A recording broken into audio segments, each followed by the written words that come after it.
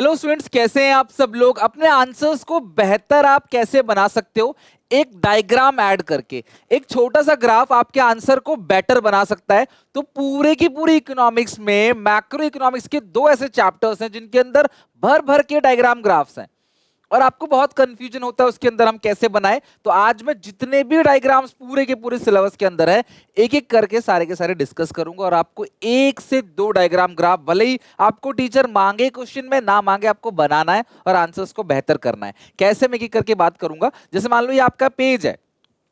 अब आपको किसी क्वेश्चन में मान लो लग रहा है कि यार यहाँ पे डायग्राम जो है मुझे लिख बनाना है, तो यहाँ पे एक अच्छे स्टैंडर्ड साइज का डायग्राम जो है आप बनाओगे। पूरा पेज अगर है ना, और थोड़ा सा छोटा रखते हैं इसको, अगर ये पूरा का पूरा पेज है तो समझ लो इस हिसाब से इतना बड़ा आप डायग्राम जो है वो बना सकते हो।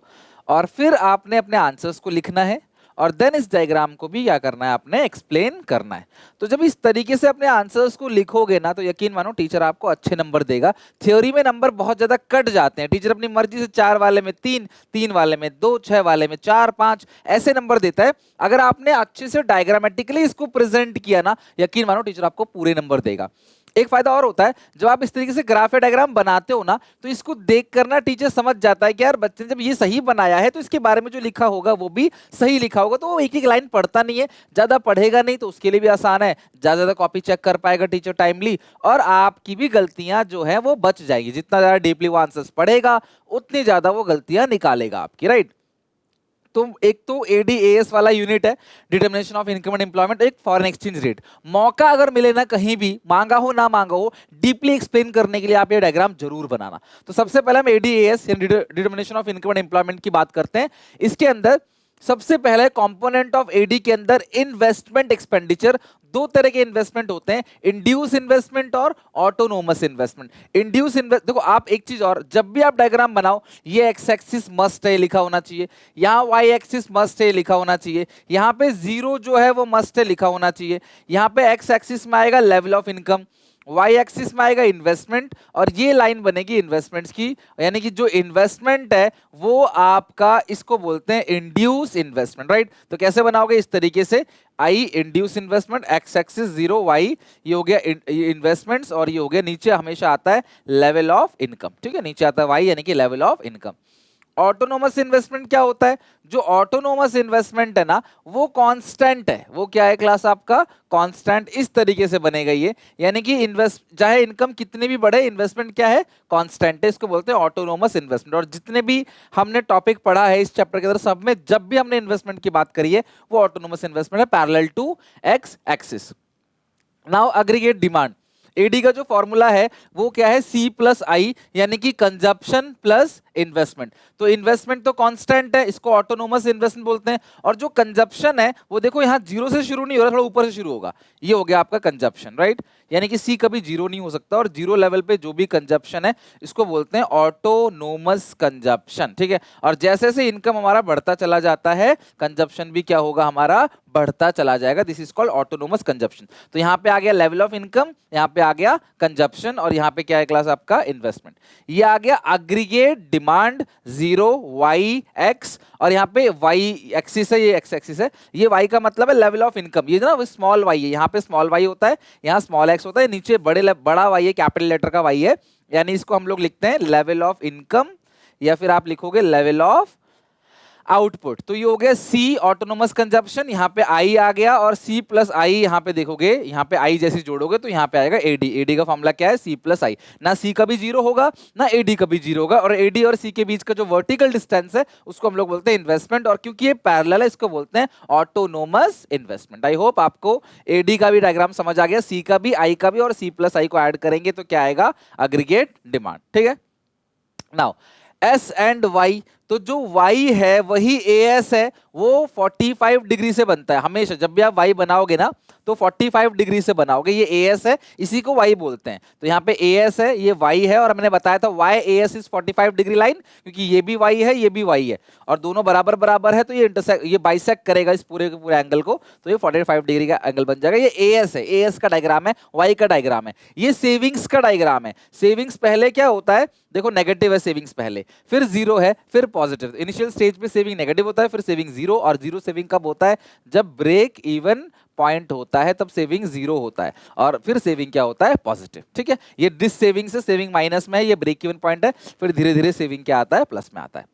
नेक्स्ट है अग्रीगेट सप्लाई। मैंने बताई दिया आपको अग्रीगेट सप्लाई जो है वो कब से कितना होता है, 45 degree. AS is 45 degree line. Aggregate supply को अग्रीगेट एक्सपेंडिचर भी कहते हैं। और आप ध्यान रखना y AS is 45 degree line, अगर आप ये भी बोलता है ना तो आप ये डायग्राम जो है बना देना। यहाँ पे एग्रीगेट एक्सपेंडिचर या एग्रीगेट सप्लाई लिख दो, यहाँ पे एग्रीगेट इनकम लिखो या लेवल ऑफ इनकम लिखो, बात बराबर। बनाना 45 डिग्री से, नापना नहीं है, अंदाजे से लिखना है। आपको कोई क्लास वो लेके जाने, प्रोटेक्टर वगैरह लेके जाने की जरूरत नहीं है, सीधे बस अंदाजे से आप जो है बीचों बीच निकाल देना 45 डिग्री स्केल से। स्केल जरूर यानी लेके जाना पड़ेगा आपको, और डायग्राम जितने भी बनाओगे ना पेंसिल से बनाना वो बेहतर रहेगा, क्योंकि आपने मान लो एंगल गलत बना दिया ऐसे करके थोड़ा सा, फिर आपको लगेगा यार एंगल तो गलत हो गया, वो बीचों बीच तो नहीं दिख रहा, तो फिर आप क्या करते हो, फिर उसको ऐसे काटोगे ना, ये बहुत गंदा इंप्रेशन पड़ता है। तो हमेशा डायग्राम जब बनाओ ना पेंसिल से बनाओ, अगर आप श्योर हो तो आप ब्लू पेन से बना सकते हो। ब्रेक इवन पॉइंट मैंने बताया ना, ब्रेक इवन पॉइंट जहां वाई सी के बराबर है और एस क्या है, जीरो है। ये वाई सी हो, ये हो गया क्लास जीरो, एक्स एक्सेस, ये हो गया वाई एक्सेस। ये जो माइनस, ये आपका 45 डिग्री से बन गया एएस, एएस मतलब वाई, और ये बन गया आपका सी। तो ये बन गया ब्रेक इवन पॉइंट, यानी कि ये पॉइंट है ब्रेक इवन पॉइंट जहां पे इनकम कंजप्शन के बराबर है और सेविंग्स जीरो है। तो ऊपर जो है सी है, तो सी से ये जो सी ज्यादा है ना, और इनकम कम है, वाई कम है, सी ज्यादा है, डिस सेविंग्स हो गया। और ये ऊपर वाला जो एरिया है यहाँ पे वाई ज्यादा है, सी कम है, इसको बोलते हैं सेविंग्स। ये डिस सेविंग हो गया और ये क्या हो गया आपका सेविंग्स हो गया। एक बात और आप ध्यान रखना कि ब्रेक इवन पॉइंट पे अगर आप सेविंग्स का डायग्राम बनाओगे ना तो सेविंग जो है वो यहीं से पास होगा, राइट, ये ऐसे पास होगा, यानी सेविंग्स भी उस टाइम पे क्या होगा, जीरो होगा। अच्छा, अब एडीएएस इकोनॉमी जब इक्विलिब्रियम में रहती है, अब मान लो आपको बोलेगा कि भी एडीएएस अप्रोच से बताओ इक्विलिब्रियम में इकोनॉमी कब आएगी, तो आपको ये डायग्राम बनाना है, जब एडीएएस के बराबर होगा तब इकोनॉमी इक्विलिब्रियम में आएगी। एडी आप बना चुके हो, ऊपर से बनता है यहां से, और एएस आपको पता है 45 डिग्री से, जहां एडीएएस कट करेगा पॉइंट इक्विलिब्रियम, उसको फुल एम्प्लॉयमेंट इक्विलिब्रियम बोलते हैं। ठीक है, ये आपका क्लास आ गया लेवल ऑफ इनकम नीचे, और यहाँ पे आ गया एडीएएस, ये फुल एम्प्लॉयमेंट पॉइंट है। ठीक है, ये लेवल ऑफ इनकम है और ये आ गया आपका एडीएएस, ये पॉइंट हटा दो, ये फुल एम्प्लॉयमेंट लिखने की जरूरत है, मैं हटा दूंगा। ठीक है, ये आ गया आपका वाई।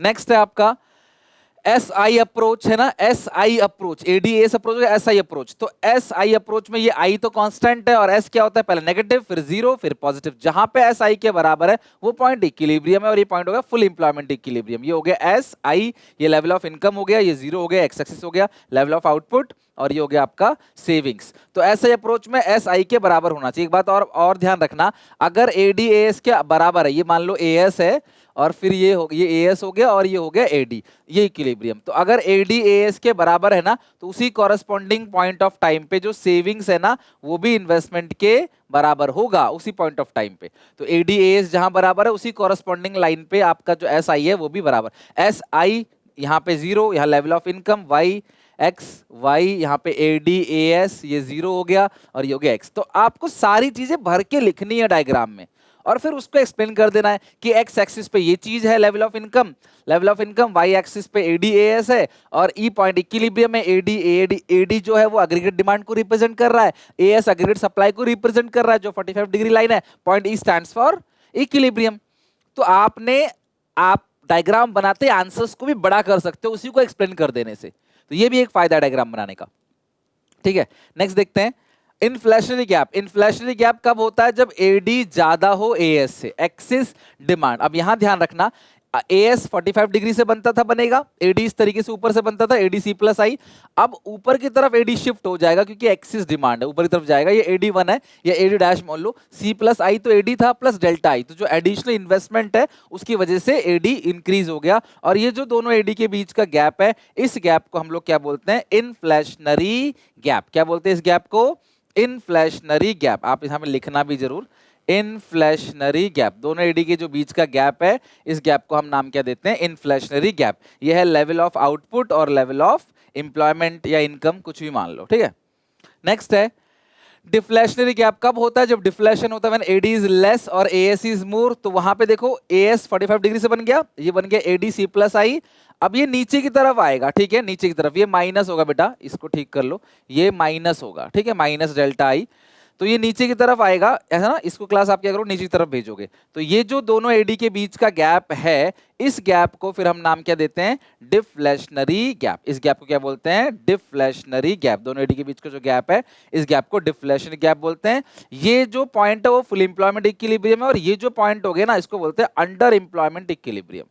Under employment equilibrium. मैं तुम्हें ना एक बार फिर से बना के दिखाता हूं, आपको बेहतर तरीके से समझ आएगा। देखो, एक्स एक्सिस हो गया, वाई हो गया, ये हो गया वाई, ये यहां पे आता है लेवल ऑफ इनकम, यहां पे आ गया एडी एएस। तो एएस तो बन गया जी 45 डिग्री से, ये बन गया एडी। अब एडी ऊपर की तरफ ऐसे ऐसे शिफ्ट कर देना, ये बन जाएगा एडी डैश। एडी का फॉर्मूला है सी प्लस आई, ये C plus I plus additional investment delta I.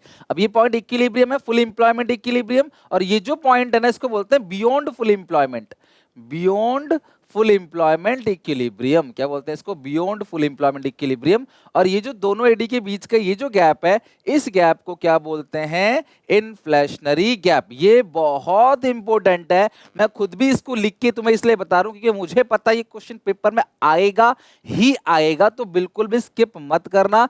This is very much important, आपको इसको जरूर जरूर जरूर करके जाना है, ठीक है। अच्छा, अब नेक्स्ट है डेफिशिएंट डिमांड का। बिल्कुल सेम यही कॉन्सेप्ट रहेगा, मैं थोड़ा बहुत इसमें डिलीट कर रहा हूं। जो ये ऊपर की तरफ बनाया था ना आपने, ऊपर की जगह अब बस नीचे की तरफ आ जाएगा, ठीक है। ये ऊपर की जगह क्या आएगा, नीचे की तरफ आ जाएगा, क्योंकि डेफिशिएंट डिमांड में एडी कम हो रहा है। तो ये हो गया एएस, एक सेकंड, ये हो गया एएस, ठीक है। यहाँ पे इसको मिटा देते हैं, ये हो गया आपका एएस, डन। और ये हो गया point E stands for equilibrium, ये हो गया फुल एम्प्लॉयमेंट इक्विलिब्रियम, एडीएएस। अब डेफिशिएंट डिमांड में नीचे की तरफ आ जाएगा, तो एडी सी प्लस आई नीचे आ गया, तो माइनस कर दोगे डेल्टा आई, ठीक है। C plus I minus delta आई।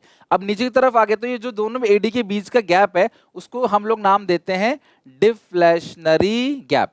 दोनों एडी के बीच का जो गैप है कम हो गया, उसको बोलो डिफ्लेशनरी गैप। और ये जो पॉइंट आएगा ई डैश, ये खाली ई है और ये आएगा ई डैश, इसको बोलते हैं अंडर एम्प्लॉयमेंट इक्विलिब्रियम। यानी कि जो ये वाला पॉइंट है इसको बोलते हैं फुल एम्प्लॉयमेंट इक्विलिब्रियम, जहां एडीएस के बराबर है।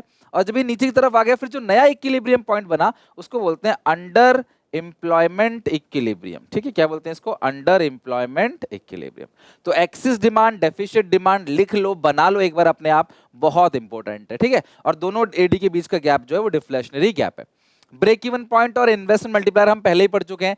तो ये ब्रेक इवन पॉइंट है जो वाई सी के बराबर है, और जहां पे वाई सी के बराबर है वहीं एस बी जीरो है। एक्चुअली ये डायग्राम आप कब बनाओगे, जब आपको बोलेगा derivation of saving curve through consumption curve. Consumption curve की मदद से तुम्हें सेविंग कर्व निकालना है, तो आपने सी और वाई बना देना है। ब्रेक इवन पॉइंट पे एपीसी 1 और एपीएस 0 होता है, उसी पॉइंट पे सेविंग 0 होना चाहिए। और अगर सी 20 से शुरू हुआ है तो एस ये -20 होगा, राइट। सी अगर +20 से शुरू हुआ है तो एस जो है वो क्या होगा, -20 से शुरू होगा। और यहाँ पे सेविंग्स क्या है, 0 है। ये हो गया आपका ब्रेक इवन पॉइंट। इसका यहाँ आता है लेवल ऑफ इनकम, ये हो गया ब्रेक इवन पॉइंट, यहाँ एपीसी 1 के बराबर है। ये सेविंग्स है, एक्स एक्सिस है, वाई एक्सिस है, डन।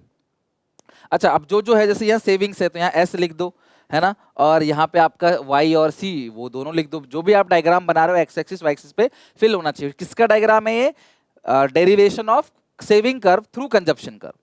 अच्छा, इन्वेस्टमेंट मल्टीप्लायर का डायग्राम बिल्कुल एक्सिस डिमांड जैसा है। ये हो गया एडी, ये हो गया एएस, ऊपर की तरफ जाएगा सी प्लस आई, ये सी प्लस आई है, C plus I plus delta I, ये हो गया सी प्लस आई, ये हो गया C plus I plus delta I. ये आ गया आपका पूरा का पूरा एग्रीगेट सप्लाई, एग्रीगेट डिमांड। और ये जो आपका एक्स्ट्रा, ये देखो, ये हो गया एडिशनल इनकम, राइट। ये क्या हो गया, एडिशनल इनकम। तो एडिशनल इन्वेस्टमेंट की वजह से जो एडिशनल इनकम बढ़ रही है, इसी को तो बताता है मल्टीप्लायर। ये डेल्टा वाई है, ये डेल्टा आई है। तो सिंपल सी बात है, ये इन्वेस्टमेंट मल्टीप्लायर का डायग्राम है। अगर कहीं जरूरत होती है तो आप इसको बना सकते हो, इन्वेस्टमेंट मल्टीप्लायर। बस इतने डायग्राम थे। अब आते हैं फॉरेन एक्सचेंज रेट। इसमें भी बहुत छोटे छोटे से डायग्राम है। सबसे पहला डायग्राम है demand for foreign exchange. Demand का डायग्राम बिल्कुल डाउनवर्डली स्लोपिंग बनता है, ध्यान रखना।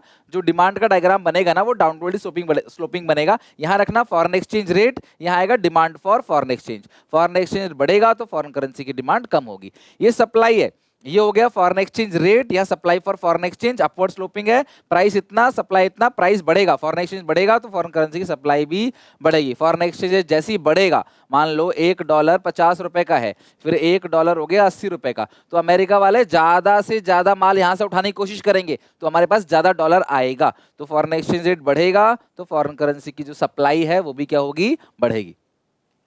इक्विलिब्रियम रेट ऑफ एक्सचेंज, जहां demand for foreign exchange, supply for foreign exchange दोनों बराबर है, इसको इक्विलिब्रियम या पार रेट ऑफ एक्सचेंज बोलते हैं। यहां आएगा foreign exchange rate y axis पे, एक्स एक्सिस पे आएगा demand and supply of foreign exchange. अच्छा, जब फॉरेन करेंसी की डिमांड बढ़ेगी ना, और या फिर फॉरेन करेंसी की सप्लाई जो है वो कम हो जाएगी, तो इस चीज को बोलते हैं डेप्रीशिएशन ऑफ डोमेस्टिक करेंसी। इसको हम लोग क्या नाम देते हैं, डेप्रीशिएशन ऑफ डोमेस्टिक करेंसी। तो देखो डिमांड और सप्लाई मेन डायग्राम ने बना दिया, डिमांड बढ़ेगा राइटवर्ड शिफ्ट होगा, नया डिमांड है सप्लाई को यहां कट कर रहा है, तो ये जो पॉइंट हो गया ई डैश हो गया, और देखो रेट क्या हो गया, बढ़ गया, क्वांटिटी भी बढ़ गया। या फिर जब सप्लाई जो है वो कम हो जाएगा, तो ये हो गया मेन इक्विलिब्रियम पॉइंट, जब सप्लाई कम होगा तो नया सप्लाई डिमांड को यहां कट करेगा, ठीक है, तो ये हो गया ई डैश, तो ये ऊपर की तरफ चला जाएगा। देखो सप्लाई जो है, जैसी सप्लाई कम हुआ एक्सचेंज रेट बढ़ गया, भाई डॉलर आना कम हो गया तो रेट बढ़ जाएगा, और डॉलर की डिमांड ज्यादा होगी तो भी डॉलर का रेट क्या होगा, बढ़ेगा।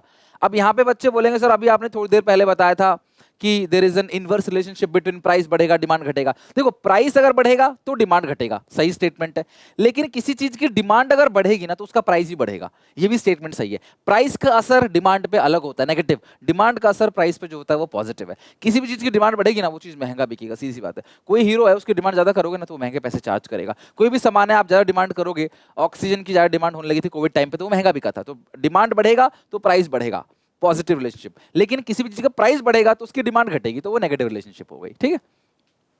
अच्छा अगला क्या है, ये डेप्रिसिएशन हो गया। नेक्स्ट है एप्रिसिएशन, सप्लाई बढ़ेगी या डिमांड कम होगी, इसको बोलते हैं एप्रिसिएशन ऑफ डोमेस्टिक करेंसी। बस इतने डायग्राम है, एप्रिसिएशन ऑफ डोमेस्टिक करेंसी। तो ये होगा कब, जब सप्लाई बढ़ेगी। देखो ये रहा डिमांड, ये रहा सप्लाई, इक्विलिब्रियम आ गया, सप्लाई जैसे ही बढ़ेगा ज्यादा डॉलर हमारे पास आएगा तो एक्सचेंज रेट देखो कम हो जाएगा, ये इक्विलिब्रियम है, और यहाँ पे देखो नया सप्लाई डिमांड को यहाँ कट कर रहा है तो इक्विलिब्रियम प्राइस ओ आर से घटकर ओ आर डैश हो गया। या फिर डिमांड कम करोगे, हमें चाहिए ही नहीं, जो चीज हमें चाहिए नहीं वो सस्ता हो जाएगा अपने आप, तो ये रहा डिमांड, ये रहा सप्लाई, इक्विलिब्रियम हो गया। जैसे डिमांड कर पीछे की तरफ जाएगा लेफ्ट, क्योंकि घट रहा है ना तो लेफ्ट जाएगा, तो नया डिमांड सप्लाई को यहाँ कट कर रहा है, तो इस तरीके से आप देखोगे तो इक्विलिब्रियम प्राइस जो है वो घट गया।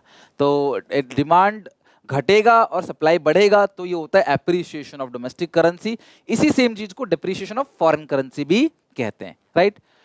तो बस खत्म, ये सारे के सारे डायग्राम थे जो आप लोगों को एग्जामिनेशन में जहां मौका मिले जो चीज आपको एक्सप्लेन कर सकते हो डायग्राम से ना जरूर करो, बहुत अच्छे नंबर आपको उसके अंदर मिलेंगे, प्रेजेंटेशन अच्छी हो जाएगी और टीचर आपको लीनियर मार्किंग करेगा, उसमें ज्यादा पढ़ेगा नहीं, ठीक है। तो आई होप सारे डायग्राम आपके खत्म हो गए मैक्रो के अंदर। बाकी इसको अच्छे से प्रैक्टिस कर लेना, बना लेना, इन्फ्लेशनरी गैप, डिफ्लेशनरी गैप और इक्विलिब्रियम रेट ऑफ एक्सचेंज, ये तीन मस्ट है, इन तीनों को बिल्कुल स्किप मत करना। क्या, इन्फ्लेशनरी गैप, डिफ्लेशनरी गैप और par rate of exchange, equilibrium rate of exchange. इसके अलावा अगर सेकेंडरी की बात करूं तो सेकेंडरी में आप ये ले सकते हो एडीएएस अप्रोच और एसआई अप्रोच, वो सेकेंडरी अप्रोच है, और एएस का डायग्राम हो गया, और सेविंग कर्व कैसे बनाते हैं कंजम्पशन कर्व से उसका डायग्राम हो गया, वो भी इंपॉर्टेंट है सेकंड नंबर पे। बट प्राइमरी मैंने बता दिया आपको, तो इतना अच्छे से पढ़ लेना, याद करके आना। मिलते हैं नेक्स्ट वीडियो में, till then take care, bye bye. Video अच्छी लगे लाइक करना, दोस्तों में शेयर करना।